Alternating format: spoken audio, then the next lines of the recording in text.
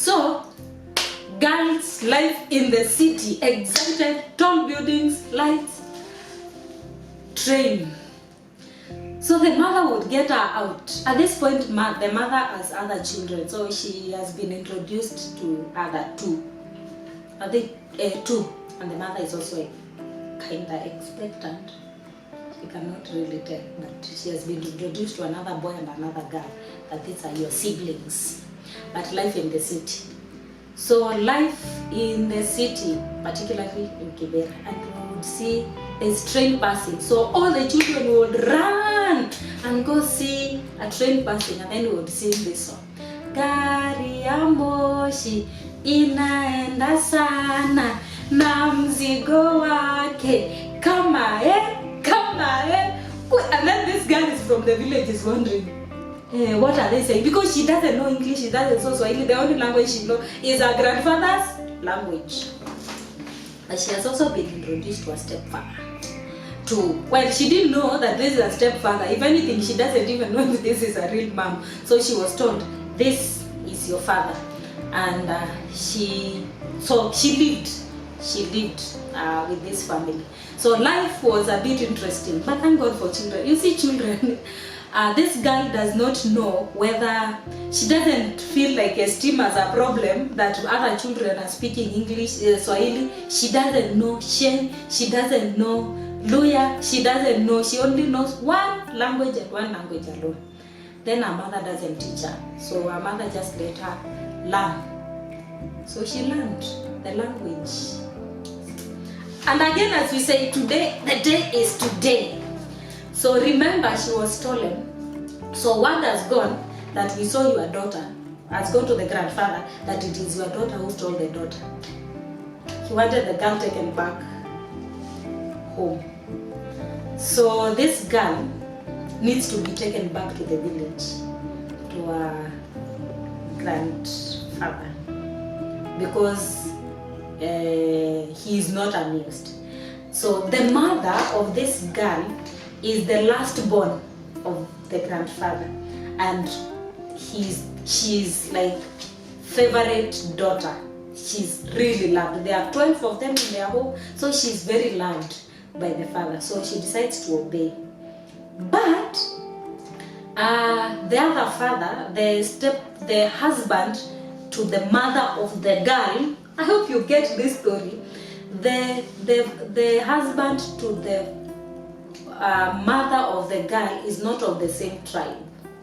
It's a different community and different religion altogether.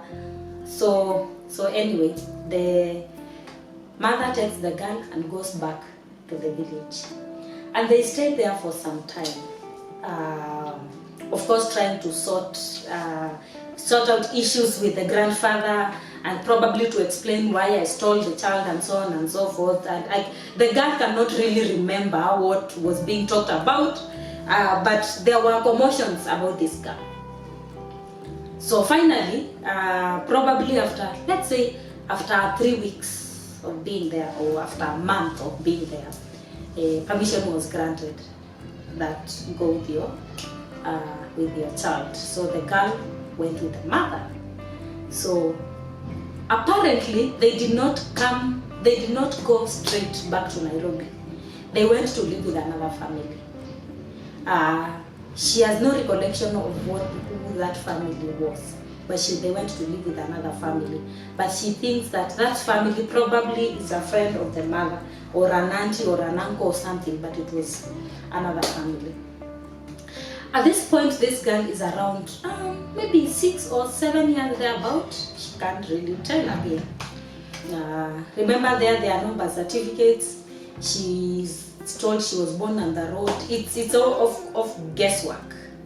So she remembers that one very early in the morning, her mother carried her and went with her to a far place in the forest, in the bush.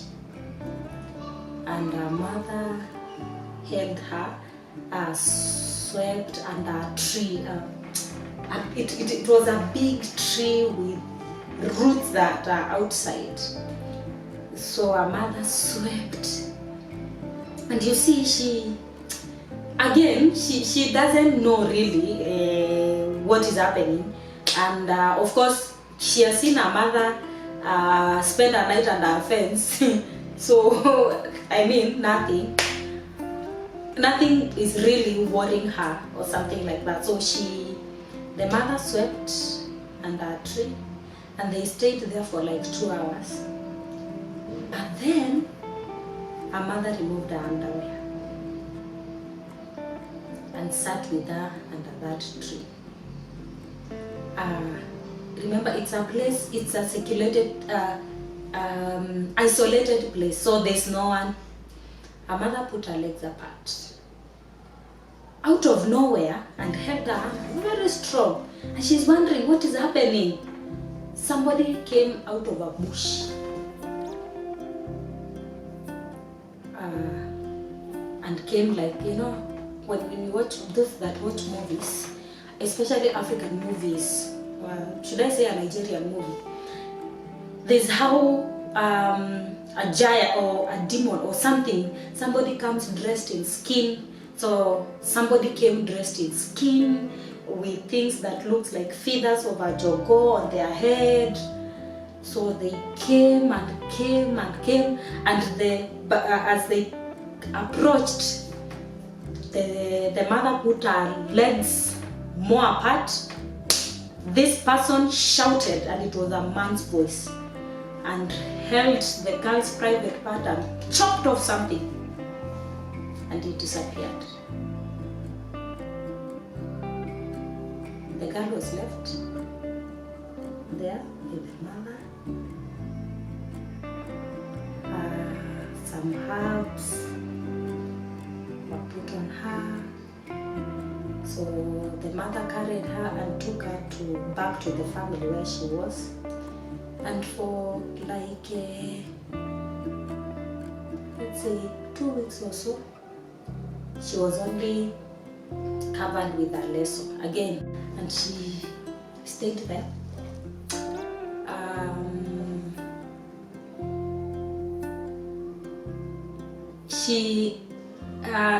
It was a painful moment. She could not shower. She would be washed with water that was mixed, not with medicine, but with salt. So after 2 weeks, when she was able now to walk without a lasso, she at least could wear a dress and a panty underwear. Her mother carried her, and they went back to the city. I think she forgot or something like that. But so that happened. I don't know whether this girl knew what happened then. Currently what I know what that was is FGM. But then that girl didn't know what that is. But FGM happened right there. She was circumcised in the forest under a tree by a person that just appeared from somewhere in the bush, and she was taken care of by a strange family, and then after that, life in the city.